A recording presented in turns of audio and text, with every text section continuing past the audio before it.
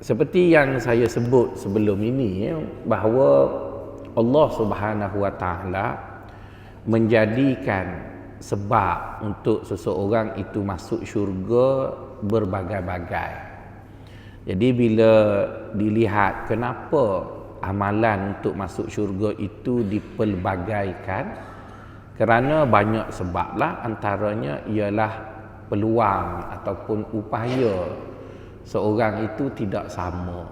Jadi kalau misalnya Allah Ta'ala kata orang yang nak masuk syurga tu dia kena banyak derma, jadi kesianlah orang miskin tak masuk syurga lah.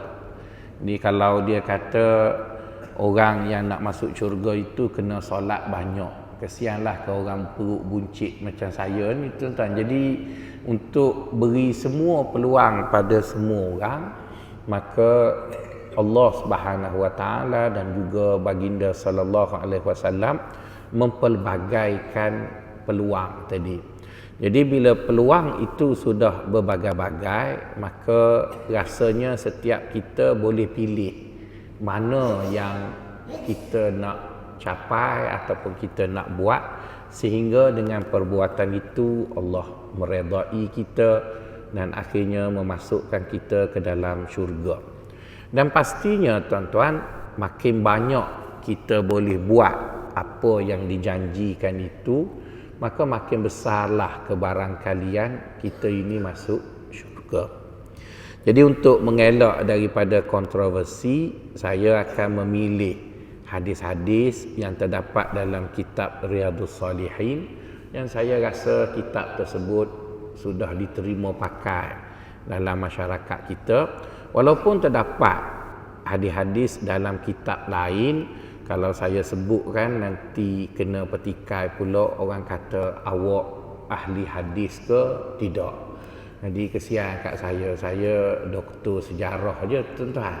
Ini dia kata awak tak betul. Jadi supaya tuan-tuan tak resah, saya pun boleh tidur dengan elok, ambil dari satu kitab je lah.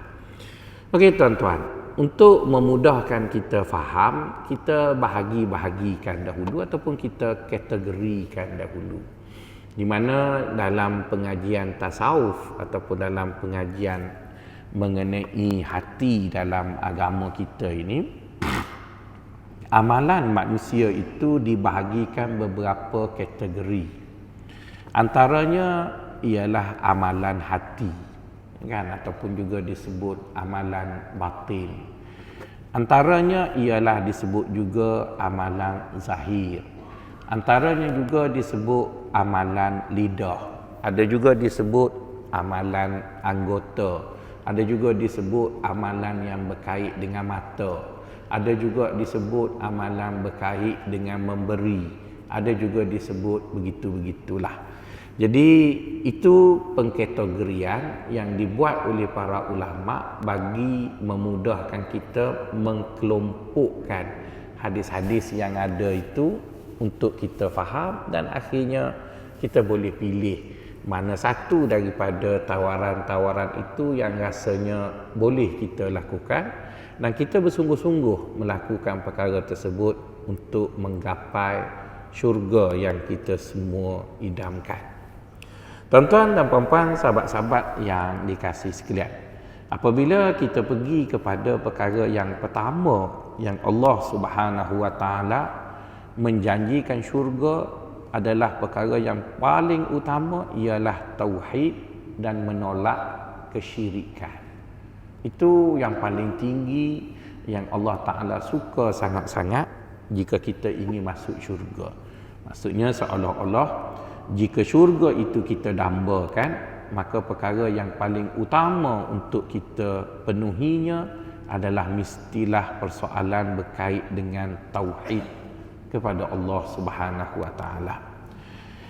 Ada satu hadis dalam kitab Riyadhus Salihin berbunyi, an Ubadah radhiyallahu anhu qala an-nabiy sallallahu alaihi wasallam, man syahida an la ilaha illallah wahdahu la syarikalah wa anna muhammadan abduhu wa rasuluh wa anna isa abdullahi wa rasuluh wa kalimatuhu alqaha ila maryama wa ruham min wal jannatu haqqun wan naru haqqun adkhalahu Allahul jannah ala ma kana minal amali. Kata baginda, sesiapa yang bersaksi bahawa tiada Tuhan melainkan Allah, itu tauhidnya hanya kepada Allah. Sesiapa yang bersaksi bahawa tiada Tuhan melainkan Allah dan ianya adalah Tuhan yang esa, yang tidak ada sesuatu sekutu baginya, manakala baginda sallallahu alaihi wasallam pula adalah hamba Allah dan utusannya, manakala Isa pula adalah hamba Allah dan Rasulnya, adalah datang daripada kalimah Allah yang dicampakkan ke dalam perut Maryam, dan syurga itu adalah benar, neraka itu adalah benar, maka Allah akan memasukkannya ke dalam syurga di atas apa yang telah dia lakukan. Jadi hadis itu menunjukkan kepada kita bahawa perkara yang pertama yang menjadi prasyarat untuk orang tadi masuk syurga ialah mengenai tauhid. Jadi kalau mereka itu tidak lulus pada persoalan tauhid, maka mereka tak mungkin masuk syurga walaupun amalan mereka itu banyak. Jadi persoalan mengenai tauhid itu haruslah diletakkan pada perkara yang pertama, kerana itu adalah syarat yang paling asas. Misalnya di dalam Al-Quranul Karim, Allah Subhanahu wa taala sering menyebut bahawa orang-orang yang masuk syurga itu adalah orang yang beriman dan beramal soleh. Itu perkara yang pertama, tuan-tuan. Perkara yang kedua, tuan-tuan, mengenai kelebihan beberapa surah di dalam Al-Quran. Kita semua tahu ya, tuan-tuan, apabila Allah Subhanahu wa taala menurunkan Al-Quran, maka Al-Quran itu mempunyai pelbagai fungsi. Dia adalah petunjuk, Al-Quran itu adalah pengubat, Al-Quran itu adalah penenang, Al-Quran itu adalah peneman, Al-Quran itu, maksudnya Al-Quran itu berfungsi seperti mana Allah Ta'ala itu sendiri, di mana dia membantu, menenang, memberi petunjuk dan sebagainya. Namun begitu, tuan-tuan, saya lebih cenderung untuk berbicara tentang Al-Quran dengan perkara yang sabit daripada apa yang disebut oleh Nabi, kerana saya bukan Nabi ataupun bukan orang yang dilantik untuk berbicara bagi pihak Al-Quran. Maka oleh kerana itu, tuan-tuan, lebih-lebih lagi apabila kita menyebut soal janji. Apabila kita kata sesiapa buat begini, maka Allah akan beri begini, itu bermaksud berjanji buat ini dapat ini. Jadi janji itu, tuan-tuan, orang yang boleh berjanji atas nama Allah hanya dua orang je, iaitu Allah sendiri berjanji bagi pihak diri dia, dan yang kedua ialah baginda sallallahu alaihi wasallam. Adapun yang lain daripada itu, ada sebahagian ulama mengatakan dari segi perbuatannya boleh kita buat, tetapi dari segi ganjarannya tidak dapat dipastikan melainkan daripada Allah dan juga Rasulullah. Jadi oleh kerana itu, tuan-tuan, saya tak nak balik di akhirat nanti, kalau saya janji banyak-banyak, nanti sampai dekat akhirat tuan-tuan cari saya. Oh, nanya, tuan-tuan, macam nanyanya kerajaan kita, dia janji banyak-banyak, sekarang orang pakat tutup manifesto, bengong dia, tuan-tuan. Jadi hamba tak nak janji banyak-banyak, hamba nak sebut apa yang Nabi sebut je. Hak lebih tu tuan-tuan cari ustaz lain lah. Dia yang janji, tuan-tuan jumpa dia. Sebabnya janji itu akan dituntut. Jadi oleh kerana itu, apabila kita sebut mengenai kelebihan surah-surah tertentu ataupun kelebihan ayat-ayat tertentu, biarlah kenyataan mengenai kelebihan itu ada dalam hadis Nabi. Nabi sebut begini, bla bla bla bla bla, daripada kitabnya begini. Okeylah, sikit sebanyak kita rasa tenang. Tapi kalau kita kata tuan-tuan buat begini, maka tuan-tuan akan masuk syurga. Lepas tu kita tanya, ambil mana tu? Oh, hamba mimpi semalam. Oh, letih dia tu dah. Takutnya siapa tak tahu bagi mimpi tu kan. Saya ada seorang, bukan seorang lah, 2-3 orang saya jumpa dekat masjid ni. Bila dia tengok kita ni ajar tasawuf nak masuk syurga, maka ada seorang tu di Kuala Lumpur lah, bukan di Selangor. Nanti saya ceramah kat Kuala Lumpur, saya cerita yang Selangor punya begitu. Ini cerita betul ya, dekat Kuala Lumpur, sebuah masjid di Kuala Lumpur. Dia pun dengan rasa gaya dia duduk tu seolah-olah dia tak perlulah dengar ceramah masuk syurga ni. Cuma dia panggil saya, dia kata, "Ustaz, mari sini duduk dengan saya sekejap." Saya pun kebetulan tak adalah hari tu rushing sangat, duduk dengan dia. Dia kata, "Ustaz, hak Ustaz cakap tu payah, panjang lebar. Hak saya buat ni confirm masuk syurga. Dan bukan sekadar masuk syurga, boleh memasukkan anak, bini, saudara mara dalam syurga." Wah, saya kata ini makam hebat ni. Lepas tu saya pun duduklah dengan dia. Dia kata, "Ustaz baca zikir ini." Dia bagilah satu kaifiat zikir. Dia kata zikir ni Ustaz baca 1,000,000. Jadi 1,000,000 Ustaz baca zikir ni, lepaslah Ustaz dari api neraka dan boleh tekek syurga. Lepas tu Ustaz baca 1,000,000 lagi, Ustaz boleh beri kat isteri. Ustaz baca 1,000,000 lagi, boleh beri kat anak dan sebagainya lah. Jadi belum habis dia bercakap, saya kata, "Haji baca juta ke berapa dah?" Dia kata, "Saya dah baca untuk saya, isteri, anak-anak, kawan-kawan dah habis." "Oh, kawan-kawan pun Haji baca juga. Kalau boleh saya masuk dalam tu boleh tak? Tolong beri 1,000,000 untuk saya." Dan dia bersungguh ya tuan-tuan. Dia kata, ya, saya akan zikir untuk bagi juta seterusnya untuk Ustaz masuk syurga." Selang beberapa minggu saya datang balik ke masjid tu. Dia pun bawa lah satu kertas fotostat, tulisannya bercampur antara Jawi dan Rumi. Dia bagi.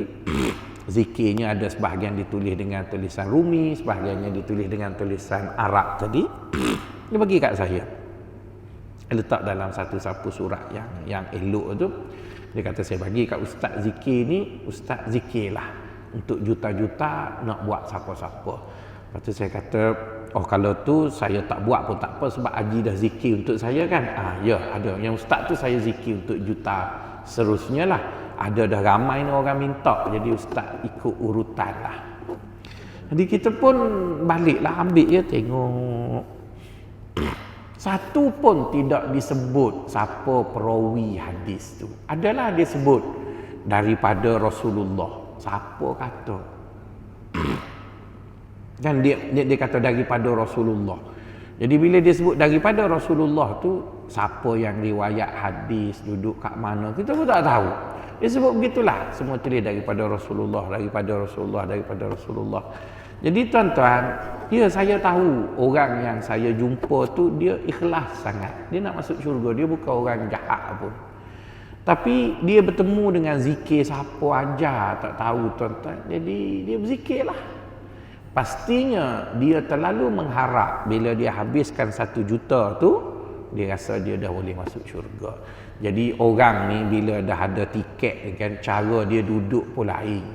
Tuan-tuan ni duduk moyok ni sebab tak confirm lagi syurga. Tapi bila dah habis juta tu kan, cara duduk pun macam itulah. Dia duduk bila berborak dengan dia tu macam selesai dah dia syurga lah, tuan-tuan. Jadi saya tak tahulah adakah sikap seperti itu suatu sikap yang betul ya untuk kita mendambakan syurga. Tapi kita semua nak masuk syurga. Jadi oleh kerana itu saya tak mahu janji tuan-tuan gunung, ganang, langit, bukit, bukau. Nanti sampai dekat akhirat tuan-tuan cari saya, lengit saya macam cerita kartun Cochrane tu. kena lengek dekat kucing tu. Jadi tak maulah. Begitu lebih baik saya sebut apa yang saya rasa ada orang sebut secara boleh dipertanggungjawabkan. Jadi kalau jumpa dekat akhirat nanti, saya akan cakap dekat tuan-tuan, saya dah sebut sumbernya. Jadi kita semua pakat-pakat cari orang tu lah. Orang tu lah yang kena bertanggungjawab, bukan saya. Saya hanya tak lebih sekadar tolong baca buku kat tuan-tuan yang semuanya letih-letih ni. Jadi tuan-tuan tak payah baca buku, saya baca, lepas tu saya beritahu. Tuan-tuan pun tak tulis, ngangguk-ngangguk je, ikutlah gitu, setakat tu je. Jadi nak claim dengan saya tak bertanggungjawab ya. Okey, sebab itu apabila kita sebut tentang fadilat sesebuah surah ataupun ayat-ayat tertentu, pastikan fadilat itu dinyatakan oleh Nabi, siapa yang meriwayatkannya dan sebagainya. Ada kadang-kadang ustaz-ustaz ini kan tuan-tuan, bila mereka terlalu gairah untuk menunjukkan mereka ni banyak ilmu agaknya kot, maka mereka sering membuat kenyataan-kenyataan bombastik. Misalnya gaya dia bercakap. Misalnya saya ajuklah sikit cara cakap dia. Tuan-tuan jemaah, malam ni saya nak bagi satu ayat istimewa. Jadi kita hak ustaz juga pun tunggu ke apa dia istimewa kan. Dianya sekelah je dengan kita masa belajar dulu, tapi bila dah jadi tok bomo tu, wah, istimewa dia.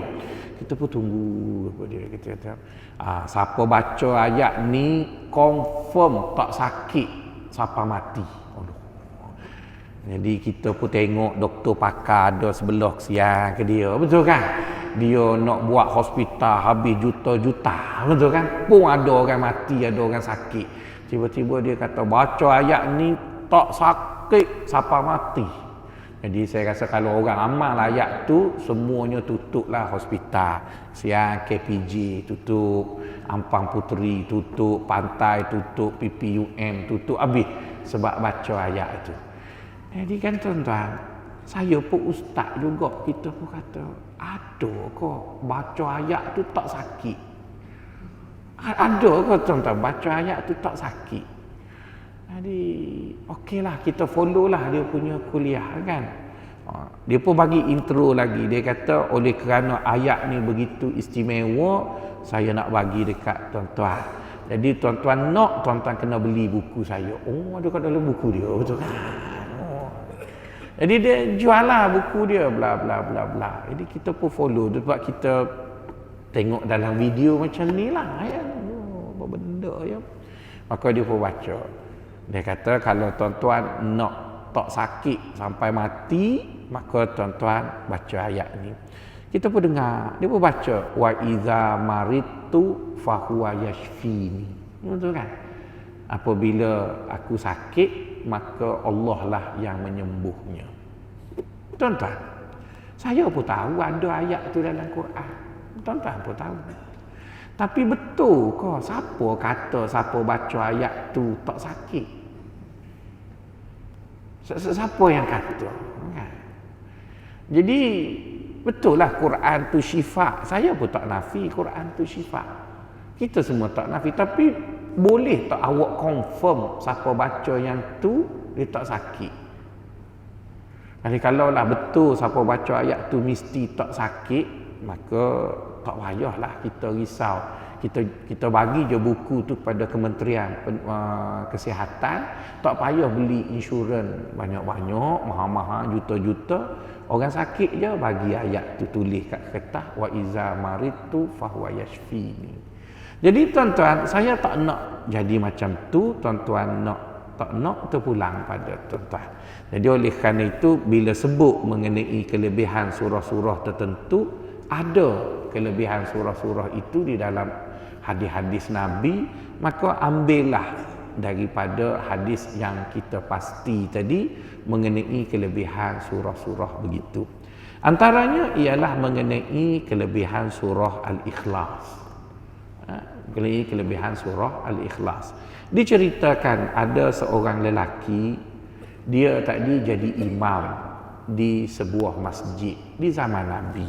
Rasanya masjid itu mestilah di luar daripada bandar Madinah itu, kerana kalau duduk di bandar Madinah itu mesti mereka akan solat di masjid Nabi.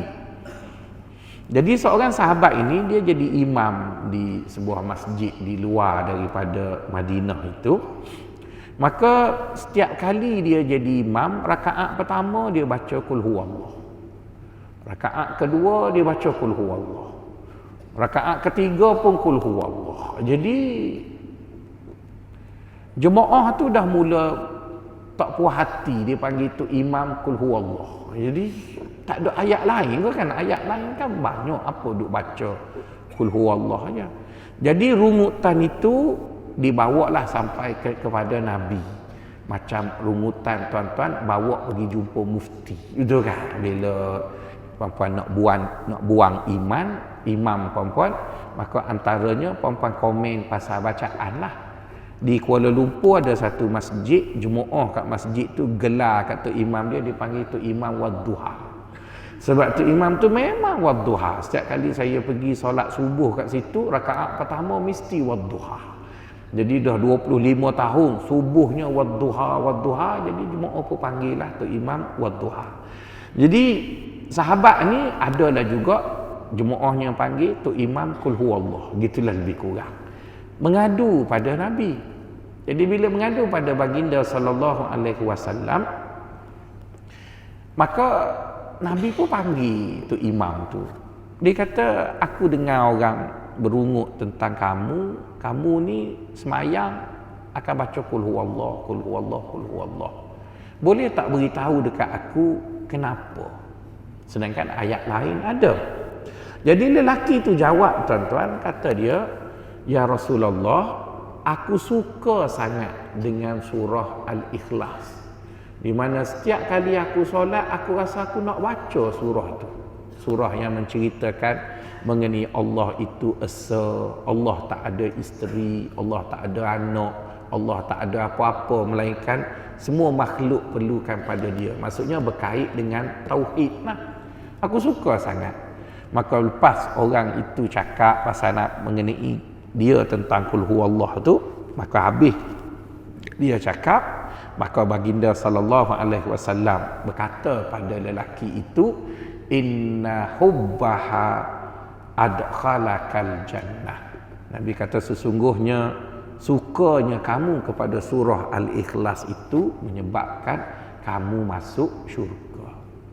Jadi hadis itu memberi suatu keyakinan kepada kita bahawa Allah suka sangat bila orang tu mentauhidkannya dengan tauhid yang sebenar-benarnya, tidak ada orang lain melainkan Allah, dan beriman kepada dia sehingga mencintai surah yang bercerita tentang ketauhidan Allah pun boleh menyebabkan orang tadi masuk syurga. Jadi kita dah tahu ya bahawa Nabi sebut begitu dan sandaran hadis itu kuat, maka apa salahnya lepas solat kita lazimkan baca qul huwallah. Lepas tu kita pun tahu ya bahawa baca qul huwallah 3 kali menyamai dengan sekali khatam Al-Quran. Jadi bila sudah solat tu sebelum kita bangun, apa salahnya qul huwallahu ahad, Allahus samad, lam yalid wa lam yulad wa lam yakul lahu kufuwan ahad 3 kali. Jadi malaikat akan tulis dia khatam Quran 5 kali sehari. Betul kan? Sebab dia baca qul huwallah 3 kali setiap kali lepas solat.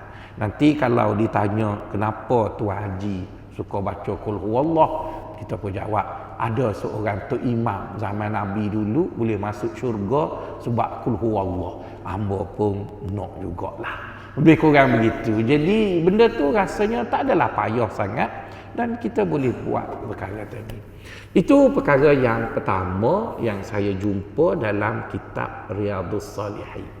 Ini adalah telaah saya je lah ya. Mungkin ada banyak lagi ustaz lain yang lebih hebat tu dia jumpa banyak lagi lah. Okey, itu perkara yang pertama. Perkara yang kedua tuan-tuan, dalam kitab Riyadhus Salihin ada disebut beberapa hadis mengenai sabar yang membawa ke syurga. Mengenai sabar yang membawa ke syurga. Sebelum saya sebut mengenai sabar itu tuan-tuan, saya rasa ada baiknya didefinisi sabar tu apa ya. Sabar tu apa yang dimaksudkan daripada perkataan sabar tadi. Kenapa perkataan sabar itu rasanya perlu didefinisikan? Kerana kadang-kadang tuan-tuan ada orang dia menggunakan sabar itu sebagai suatu perisai untuk untuk menjadikan sikapnya yang pasif itu adalah betul.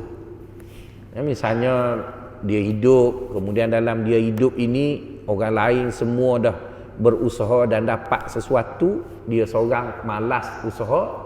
Maka bila orang tanya, kenapa kamu tak dapat? Nak buat macam mana ketentuan Allah? Sabar ajalah. Jadi tuan-tuan, kadang-kadang perkataan sabar itu digunakan pada tempat yang tidak dimaksudkan. Kemudian kita pula mengharapkan balasan di atas kemalasan tadi. Jadi rasanya itu tak betul lah untuk kita claim sabar tadi. Okey tuan-tuan, ada satu cerita sabarlah sebelum saya definisi. Ada seorang perempuan, dia ni perempuan hitam lah, mungkin negro ataupun orang Afrika zaman Nabi begitu. Dia ni kena sawan. Dia orang Kelantan panggil gila babi. Itu kan kena sawan tu. Jadi bila dia kena sawan, dan sawan yang dia alami tu agak lama dah, daripada dia kecil sampai dia sudah dewasa. Bila dia dengar bahawa baginda sallallahu alaihi wasallam ni mempunyai doa-doa yang mustajab, dan setiap orang yang pergi jumpa Nabi mengadu masalah, baginda doakan, maka dia pun diberi apa yang seperti mereka nak. Jadi perempuan tadi pun pergilah jumpa Nabi dengan harapan agar Nabi menyembuhkan dia punya sawan tadi. Dia pergi dekat Nabi dan dia kata, ya Rasulullah, doakanlah semoga Allah sembuhkan aku sawan. Jadi tuan-tuan, sebelum baginda sallallahu alaihi wasallam doa supaya sawan perempuan tadi disembuhkan, Nabi baginda sallallahu alaihi wasallam bagi dia satu tawaran. Baginda tanya, kalau aku doa supaya Allah sembuhkan sawan kamu, mungkin Allah akan sembuhkan, tapi kamu rugi. Maka perempuan tu tanya, apa yang ruginya? Sebabnya lama dah kamu tanggung sawan tadi. Kalau kamu sabar dengan sawan tu, kamu boleh claim syurga dengan sawan tu. Lama dah kan?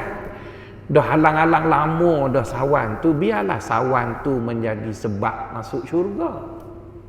Tapi kalau kamu doa, dia kira buka buku baru. Jadi perempuan tu pun punya fikir, kalau sembuh hak sawan lama ni sajalah, tak ada apa lah, kena buku baru. Kalau dia sabar dengan apa yang diberi itu, maka dia akan boleh diganjari syurga.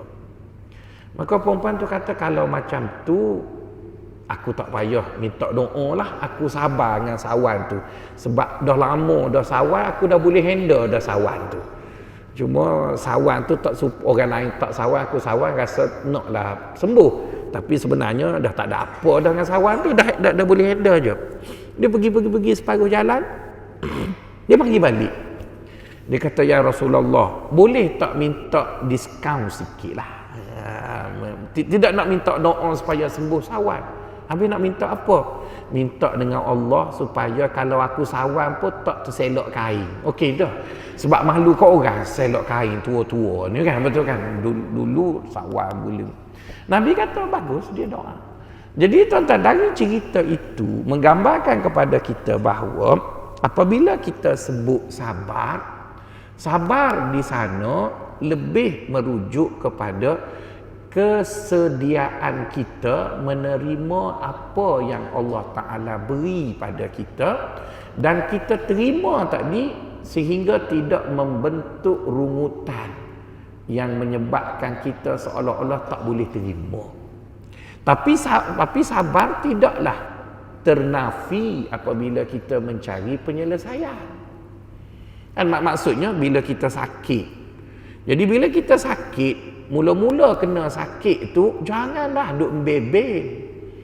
Kan misalnya bangun-bangun pagi gaut, pijak simen tu jadi janganlah ya Allah apa ni orang nak pergi masjid pun gaut, beri kat pada orang yang tak pergi masjid tu. Jadi nampak sangat tak si terima tu. Tak betul kan?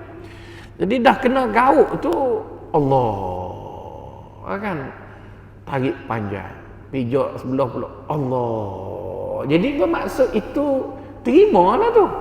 Bila kita dah terima, kita dah rasa apa yang Allah Ta'ala beri, maka usahalah untuk cari penyelesaian tadi. Maka sebab itu baginda sallallahu alaihi wasallam memberi pengukur pahala bagi sabar itu, katanya as-sabru indas sudmatil ula. Sabar itu dikira pada hentaman pertama. Maksudnya pada mula-mula, pada saat-saat awal sesuatu yang kita tak suka tu kena kat kita, kat situ dia kira sabar. Tapi kalau kita dah letih supaya seranoh orang, lepas tu baru kita kata sabar, tu dia tak kira dah lah, tuan-tuan kan. Misalnya tentang parking kereta, tiba-tiba orang parking motor sebelah. Orang motor ni pun satu hal, dia ada dua orang yang parking tak pandai. Satu orang kereta besar dengan motor. Allah tuan-tuan, orang kereta mahal ni kalau boleh dia nak parking atas mimbar, tuan-tuan. Saya pun tak faham dengan tuan punya kereta mahal ni, tuan-tuan. Kadang dia parking tempat ustaz lah, macam-macam. Yang penting kereta dia mahal. Rotek aku bayar mahal, gitu katnya kot.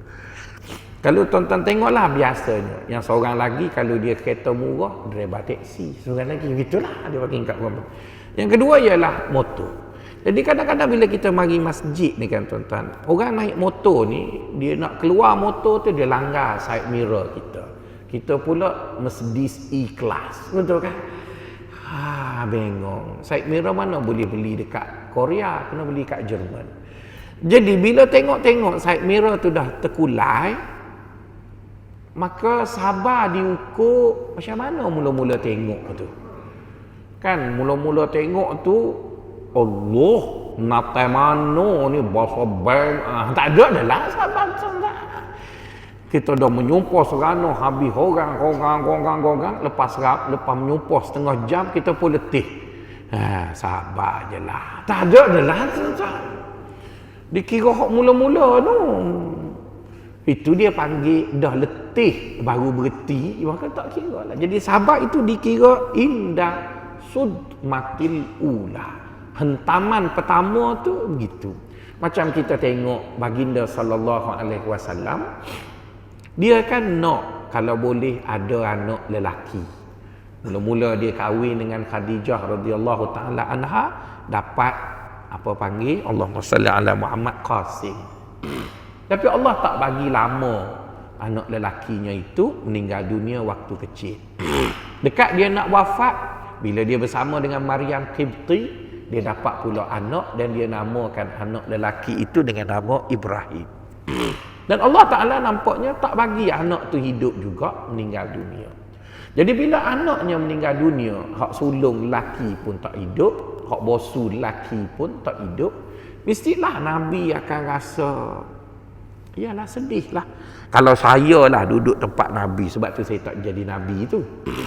Saya akan doa, ya Allah, apa yang teruk sangat ni, nak kau nak anak lelaki tak boleh kau. Petikai terus. Abu Jahal, Abu Lahab tu banyak je anak lelaki, sedangkan dia tak sembah pun mung. Aku letih buat kerja dakwah, nak anak lelaki pun tak boleh. Kalau saya lah, saya akan cakap macam tu. Jadi saya tak layak lah jadi Nabi tu. Jadi baginda sallallahu alaihi wasallam, Nabi yang kita imani, yang kita percaya dekat dia, walaupun kena teruk macam tu, dia tak kata apa, dia inna lillah wa inna ilaihi raji'un. Tapi sebagai manusia adalah menitih air mata kerana sedih berpisah dengan anak yang dia sayang, tetapi itu adalah ketentuan Allah. Dan pada awal cerita dia dengar Ibrahim itu meninggal dunia, dia tak kata apa-apa. Jadi bermaksud betul lah apa yang Nabi ajar dekat kita, sabar itu dikira pada hentaman pertama. Mula-mula kena tu, Nabi duduk diam, cuba menerima apa yang Allah beri pada baginda itu walaupun ianya agak berat. Tapi orang lain yang kononnya simpati kepada baginda sallallahu alaihi wasallam, tiba-tiba berkebetulan pada malam itu berlaku gerhana.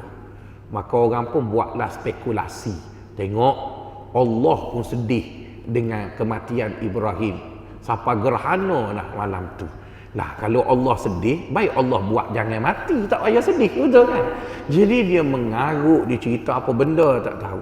Maka bila sampai ke telinga Nabi, ada orang mengaitkan gerhana itu dengan kematian anaknya, maka baginda melarang kita semua dengan mengatakan sesungguhnya gerhana bulan ataupun gerhana matahari ianya berlaku tanpa ada kaitan dengan mati atau hidup seseorang.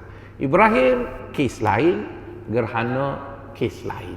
Jadi tuan-tuan dan puan-puan yang dikasihi sekalian, daripada cerita itu rasanya dapatlah kita bina satu definisi mengenai sabar. Jadi kalau tanya saya akan jawab dekat puan-puan, sabar ialah penerimaan terhadap perkara-perkara yang kita tidak suka, yang Allah berikan pada kita dan kita cuba untuk memikulnya. Jadi itu sabarlah. Jadi bila kita terima, mula-mulanya accept dulu. Terima. Dah dia tentukan kita dapat benda tu, ambil je lah dulu. Lepas kita ambil, kita cuba untuk menjadikan perkara itu boleh ditanggung oleh kita. Kerana Allah Subhanahu Wa Taala, tuan-tuan, dia tidak beri kepada kita melainkan perkara itu sudah layak untuk kita. Kadang-kadang kita rasa bila kita dapat sesuatu yang kita tak suka, kita rasa Allah tersilap beri. Percayalah tuan-tuan, Allah dia tak silap macam pos laju ataupun GJT apa-apa penghantaran tu, walaupun dekat kotak rezeki tu tak ada nama, tapi tetap akan sampai kat kita. Jadi kalau tak sampai lagi tu bukan hak kita lagi lah tuan-tuan. Dulu tuan-tuan saya selalu tertarik untuk menang cepat bila BSN iklan siapa beli ataupun ambil simpanan premium, kereta dia bertukar dari Toyota LE kepada BMW. Jadi banyak juga saya beli CJ premium tu tuan-tuan. Satu CJ tu 100 saya beli. Lepas tu orang kata kena beli negeri berbeza, sanggup pergi ke Terengganu beli, pergi ke Kedah beli, nak dapat. Buat dekat 5 tahun tak tukar-tukar juga kereta, rasanya dak dah lah tu tuan. Lepas tu bila iklan Petronas pula, siapa ada kad mesra isi minyak dekat Petronas, tengah-tengah isi minyak kereta Toyota jadi BMW. Jadi setialah kita dengan Petronas, setia dekat 20 tahun setia nak suruh kereta tukar jadi BMW. Sampai sekarang tak tukar-tukar juga tuan-tuan. Last sekali tak ada rezeki lah tu. Tak ada rezeki lah tu. Bukan salah Petronas, bukan salah BSN, yang betulnya saya tak ada rezeki. Sebab ada orang dia kata dia beri 100 je, satu keping je CJ premium, tiba-tiba dapat BMW. Rezeki dia lah. Tapi bukan rezeki dia pula nak jadi penceramah di Masjid Kelana Jaya, betul kan? Jadi dia punya rezeki tu tak sama gitulah. Jadi bermaksud kita kena percaya bahawa apa yang Allah kenakan pada kita tu ianya memang layak untuk kita. Jadi sikap kita pertama sekali terhadap apa yang Allah beri, walaupun kita tak suka, accept dulu. Terima dulu. Jangan kita tolak, jangan kita terima dulu. Lepas pada kita terima, cuba kita telan. Masuk tak? Kalau tak masuk, kita cuba juga. Bila dah lama tu, maka kita boleh terima. Seperti mana apa yang berlaku pada perempuan yang sawan tadilah. Di mana baginda sallallahu alaihi wasallam melihat sudah lama dia sabar dengan sakitnya itu. Jadi dah kerana dia lama dah sabar dengan sakitnya itu, tiba-tiba dia minta untuk reset up. Jadi rugilah yang sabar lama tu. Jadi claimlah masuk syurga dengan sabar tadi. Jadi perempuan tadi nampaknya seorang perempuan yang cerdik, walaupun mungkin dia perempuan kulit hitam, maka dia memilih untuk terus menerima apa yang Allah Ta'ala beri dan cuba menanggungnya, lagipun apa yang dia tanggung itu bukanlah suatu yang menyukarkan dia. Mungkin pada peringkat awal agak sukar, tapi sudah lama perkara itu boleh ditanggung. Jadi tuan-tuan, apabila kita sabar dengan sesuatu, maka hasil dari kesabaran itu ada dijanjikan syurga oleh Allah Subhanahu wa taala. Mari kita dengar beberapa hadis yang Allah Subhanahu wa taala sebut ataupun baginda SAW sebut mengenai orang yang sabar. Hadis pertama daripada Abu Hurairah radhiyallahu taala anhu, bahawa Rasulullah sallallahu alaihi wasallam bersabda, kata Nabi, aku dengar Allah Ta'ala berfirman, yaqulullahu ta'ala, ma li abdil mu'min indi jazaa'un ida qadaitu safiyatu min ahli dunya summa ihtasabahu illal jannah. Kata baginda, Allah SWT berfirman, mana-mana hamba aku yang aku matikan orang yang dia sayang dan dia terima kematian itu, seperti mana terimanya baginda SAW dengan kematian Qasim dan terimanya baginda dengan kematian Ibrahim, walaupun baginda amat ingin kepada dua anak lakinya tadi. Allah berfirman, mana-mana hamba aku yang aku telah tentukan untuk mematikan orang yang dia sayang dan dia terima, iaitu dia sabar dengan kematian itu, maka tidak ada balasan baginya melainkan syurga. Jadi seperti yang saya sebut tadi, sabar dikira pada hentaman pertama. Jadi kalau misalnya kita ada orang kita sayang, isteri kita, suami kita ataupun siapa-siapalah, bila dia meninggal dunia tu jangan komen apa-apa. Ini bila kita sayang dekat isteri kita tu, bila isteri kita meninggal dunia, ya Allah, kenapa ambil dia awal sangat, siapa nak gosok baju aku, tak ada orang nak cawa dekat aku, anak-anak habis ada suami, ada isteri belakang aku, duduk mana boleh duduk seorang, duduk kopek. Ada tuan-tuan, ada orang yang saya kenal dekat Kuala Lumpur tu, bila isteri dia mati, dia tak pergi masjid 4 bulan, dia tak keluar rumah, dianya kuat sembahyang sunat. Keluar apa, tapi bila kena isteri dia meninggal dunia, kita berkata mana haji tu? Dia kata berkabung tak habis lagi, tuan-tuan. 4 bulan. Jadi bila saya jumpa dengan dia lepas daripada 4 bulan tak jumpa tu, dia asyik berungut lah. Berungut. Tapi tuan-tuan, lepas pada dia berungut dengan saya tu, dia kahwin orang lain dia pula, tuan-tuan. Kalau macam tu tak payahlah. Lebih baik bila dah mati tu, alhamdulillah, boleh merasa hak lain pula, betul kan? Ingatkan berkabung tu nak setia sampai ke mati kena ke, tak tahulah, wallahu a'lam. Jadi bermaksud tuan-tuan, bila orang yang kita sayang tadi meninggal dunia, contoh yang paling baik baginda lah. Baginda nak sangat anak lelaki, seperti mana kita juga nak kepada benda-benda ataupun orang yang kita sayang, kita harap sesuatu. Baginda pun ada juga mengharap sesuatu terhadap anak lelaki yang dia nak tadi. Tapi oleh kerana Allah mentakdirkan semua anak lelaki baginda itu meninggal dunia, maka baginda tak berungut, baginda tak marah, dia accept saja. Maka mungkin baginda boleh claim lah yang masuk syurga tu. Jadi kita pun perkara yang sama. Jadi kita mungkin tak lama lagi ada orang yang kita sayang, siapa-siapa harap-harap tak diuji lah dengan benda tu. Tapi kalau dah diuji, cuba terima dulu, duduk diam, terima inna lillah wa inna ilaihi raji'un, bahawa itu ketentuan Allah. Maka dalam hadis itu menyebut balasannya adalah syurga. Dari hadis yang lain juga tuan-tuan, hadis ini daripada Anas bin Malik radhiyallahu taala anhu berkata, aku dengar Rasulullah sallallahu alaihi wasallam bersabda, sesungguhnya Allah akan berkata, izabtulitu abdi bihabibataihi fasabara awwatuhu minhumal jannah. Jadi hadis ini payahlah sikit. Sebab hadis Abu Hurairah tu kata, siapa-siapa orang yang dia sayang, Allah matikan, dia sabar, masuk syurga. Hadis yang kedua ni, dia kata kena 2 orang dulu mati. Jadi kita pakai hak nombor 1 je lah. Kita klaim hak tu pun tak apa dah, betul kan? Sebab yang nombor 1 tu pun sahih, riwayat Bukhari. Tapi kalau ramai sangat hak mati sebab naik MH401 tu, pakai hak Anas pun boleh juga sebab dia ramai dah. Tapi yang penting dia terimalah bahawa itu ketentuan Allah.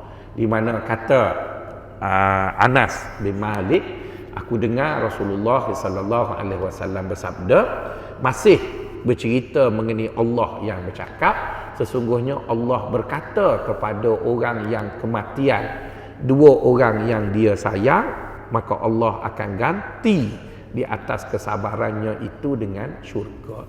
Jadi baginda SAW boleh klaim 2 lah.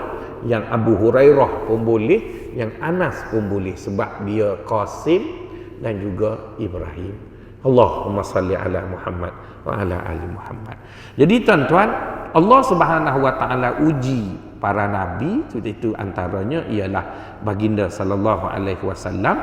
Tapi baginda menerima perkara tersebut di atas kematian, maka Allah menggandakan ataupun menggantikan kesabaran itu dengan dunia, dengan syurga tadi.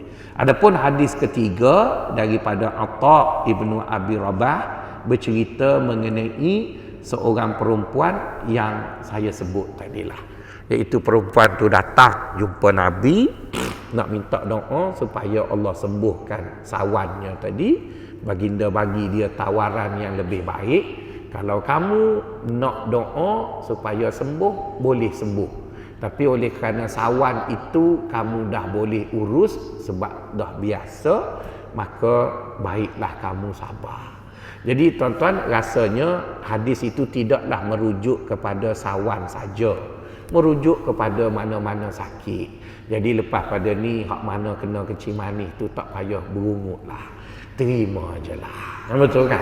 Cuma ubat tu kena makan lah, tapi jangan duk berungut, ya Allah, engkau lah beri kat aku kecil manis tu yang tak boleh duduk lama kat masjid tu, panak kecing-kecing, tak payah berungut macam tu, terima je lah.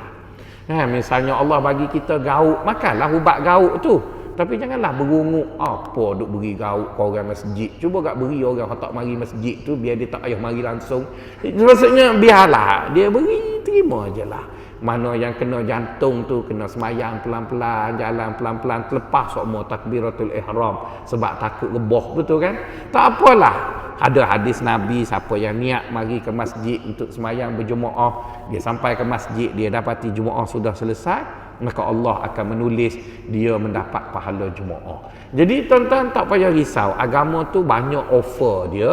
Jadi kita jalan pelan-pelan, bagi yang kena gauk dan sakit jantung tu jangan banyak berlari. Nanti kalau masuk soft pun tak semayang juga, duk mengoh sampai ke tahiyat. Jadi jalan pelan-pelan. Ada satu masjid di Kuala Lumpur, ni cerita Kuala Lumpur belakang ya tuan-tuan. Tok Imam dia tu, saya pula yang gelar dekat Tok Imam tu, saya panggil Tok Imam tu Tok Imam Ferrari. Ferrari tu kan laju tuan-tuan. Saya kadang lepas kuliah, orang jemaah bila azan mereka pergi kencing dan ambil wuduk, saya kena tunggu lagi sebab kuliah baru nak landing lepas azan. Jadi lepas azan kita pun landing, parking kapal terbang. Sudah tu tuan-tuan marilah semayang sebab tuan-tuan dah siap dah. Saya baru pergi tandas. Ada satu masjid tu saya pergi tandas, tak sempat kencing lagi, dia assalamualaikum, lajunya. Jadi saya duk fikir, jemaah yang semayang kat belakang dia tu orang tua belakang. Saya tak tua lagi pun rokok kena pelan-pelan dah. Macam mana jemaah belakang dia? Ya, laju sangat. Jadi tuan-tuan, janganlah laju sangat. Tapi apapun, walaupun saya tak dapat jemaah, saya ditulis kira jemaah dah. Sebab tu email baca laju. Nak mana? Abang nak pergi kecing dulu, betul kan? Jadi kalau tuan-tuan kata, apa lah ustaz tak rajin dapat jemaah, hamba kecing manis, kena kecing kerak. Nak kata apa? Jadi setiap kita ni ada Allah Ta'ala bagi sakit, Allah Ta'ala bagi apa, maka kita adjust lah diri kita untuk terima benda tu. Dan di samping itu kita makan ubat, kita buat apa yang boleh menyembuhkan, tetapi jangan berungut dengan apa yang dia beri. Dia beri kat kita tu sebenarnya bukanlah kerana Allah tak sayang, tapi kerana kita buat benda tak betul. Kalau tanya saya kenapa ustaz kena kencing manis, dulu banyak sangat ambil gula. Bukan salah Allah, salah saya. Kalau tanya saya kenapa ustaz kena gauk, kerana tuan-tuan bagi makan banyak sangat. Jadi bermaksud Allah tak salah langsung kat situ. Jadi bila dia tak salah, kenapa nak berungut kat dia, marah kat, accept je lah. Kita terima je lah. Di samping kita makan ubat, kita terima, maka segala kesilapan lampau itu akan dikira sebagai kafarah di atas apa yang kita sedang tanggung tadi. Jadi tuan-tuan jadikanlah inspirasi daripada 3 hadis tadi mengenai sabar, satu lagi mengenai tauhid. Jadi dapat pagi ni 2, satu mengenai tauhid iaitu suka orang tak dibaca surah Al-Ikhlas. Jadi kalau boleh tuan-tuan jangan lupa baca surah Al-Ikhlas pada setiap kali sembahyang. Kalau dikata kenapa buat macam tu, nak tiru sahabat Nabi yang jadi tok imam tu, yang kena komen tu, Nabi panggil dia baca Al-Ikhlas, Nabi kata mu masuk syurga. Masa kita pun lepas sembahyang baca juga surah Al-Ikhlas, kerana siapa yang baca surah Al-Ikhlas Allah Ta'ala akan suka. Jadi itu yang kita rasa yakin dinyatakan oleh baginda. Yang kedua ialah mengenai sabar, dan kita sudah definisi sabar tadi. Maka sabar bukanlah bermaksud apa yang menimpa kita tu kita tak boleh berubah, tak boleh ubah. Boleh, cuma kita kena accept dulu, terima dulu, lepas tu sesuaikan, lepas tu selesaikanlah. Jadi penolakan pada peringkat awal musibah yang datang itu menggambarkan orang tadi tidak sabar. Jadi seorang mukmin itu dia yakin Allah Ta'ala tidak zalim, Allah Ta'ala maha adil. Jika dia menimpa sesuatu yang tidak baik, adalah tu benda yang tak kena, yang telah dia buat, ingin dikafarahkan oleh Allah Subhanahu Wa Ta'ala. Saya setakat itu dulu pagi ini untuk bicara amalan-amalan yang baru.